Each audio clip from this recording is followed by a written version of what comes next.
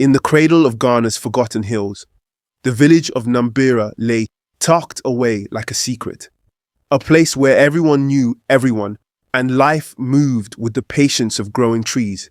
Two boys born months apart grew up tangled together by fate. Safer Adam, bright-eyed, daring, with dreams bigger than the mountains surrounding them. And Kojo Mensah, quieter, steadier, with a mind sharp as a thorn. They became brothers before they even understood what brotherhood meant. It was Sifa who saved Kojo from drowning in the river one rainy season. It was Kojo who defended Sifa from bullies when they tried to mock his limp. A limp left by a snake bite when he was 6. Their bond was forged not just in laughter, but in blood and scars. When Sifa's father, Kwaku Adam, the proud farmer everyone respected, fell terminally ill, it was Kojo who helped nurse him at his bedside. On the night the old man died, he held both boys' hands and said in a whispering breath, "Protect each other, for no man stands alone." Those words became the foundation of their lives. By their early 20s, the world outside Nambira had begun to change. The cocoa trade was booming. Men from Accra and Kumasi arrived in shiny trucks, handing out promises of fortune. Many young men ran to the cities, but not Sefa and Kojo. They looked at the rich red soil under their feet and saw gold. Pooling their savings, begging tools from neighbors, and working till their fingers bled, they cleared 10 acres of land at the edge of Nambira. The villagers laughed at them at first. Young boys dreaming of riches? Ha! They would scoff. But season by season, pod by pod, the cocoa trees grew. 5 years later, their farm, named Twin Brothers Cocoa, became the pride of the region. Money began to flow. Not much at first, enough for new shoes, a second-hand motorbike, but it tasted sweeter than honey. Sifa handled the charm, negotiating with buyers, attending village council meetings, dreaming aloud. Kojo handled the backbone, managing workers, tracking harvests, keeping the books. Their differences made them unstoppable. At least for a while, the first fracture appeared like a hairline crack in glass. Kojo noticed it when buyers shook Sifa's hand first, when the new district chief praised Sifa alone during the harvest festival, when girls from nearby villages whispered Sifa's name with starry eyes. "Sifa this, Sifa that," Kojo muttered. Once, after a long meeting, staring into his drink, he told himself it didn't matter, that they were brothers, that blood was stronger than water. But resentment is a seed, and in Kojo's heart, it found fertile soil. Small things became heavy. Sefa missing a meeting because he was busy helping his mother. Sefa joking too easily about the profits they would make one day. Kojo, who had sacrificed just as much, began to feel invisible.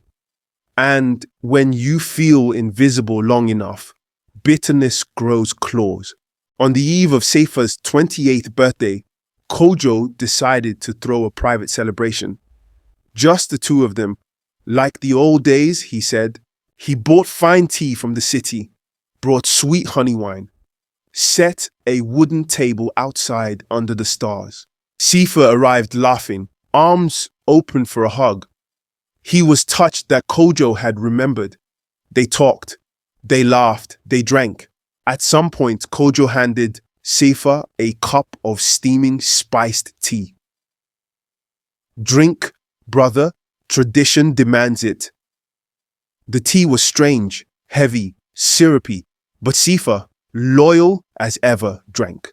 Within an hour, his head grew heavy, his hands slow.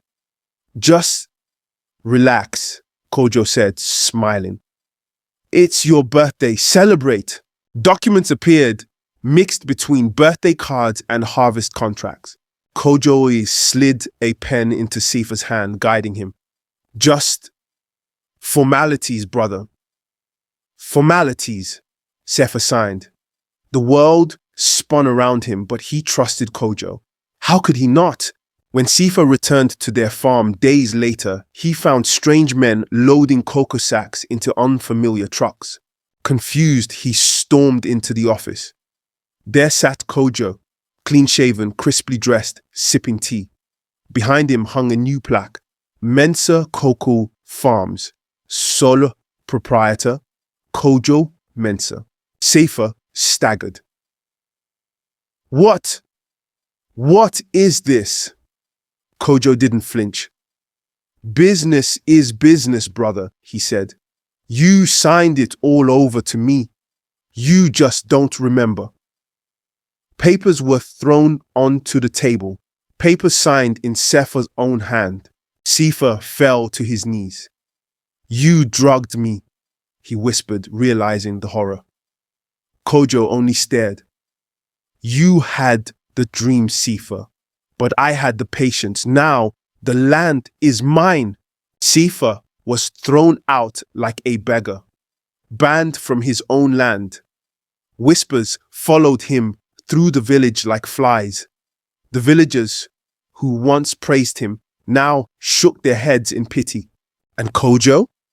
He flourished. New trucks, bigger buyers, fancy city women, at least for a time. Sifa wandered the country, broken but not dead. He worked as a fisherman at the coast. He worked at timber camps up north. He lived among strangers, eating bitter meals and sleeping under leaking roofs. But he learned. He learned how contracts worked. He learned the weaknesses of the cocoa trade. He learned patience. It took him 7 years. 7 long, painful years. But when he returned quietly, under a new identity, he came with a plan. One by one, he bought the water rights that fed Kojo's land. One by one, he bribed Kojo's laborers to leave. He didn't attack openly. He starved Kojo slowly, like a python tightening its grip. And when Kojo's plantation finally withered, when debts mounted and buyers stopped coming, when the once mighty Mensa cocoa farms crumbled into dust, Sefer stood at the gate watching.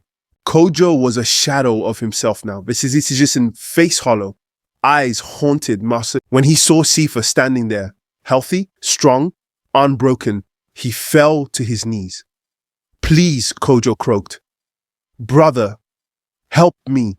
Sifa walked slowly forward, knelt beside him, and in a voice calm as the river, he said, No man stands alone, Kojo. You chose to forget that. He stood.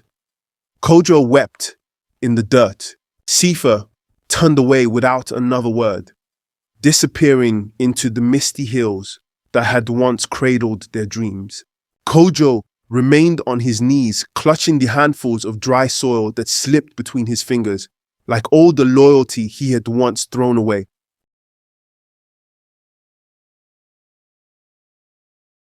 Like and subscribe for more.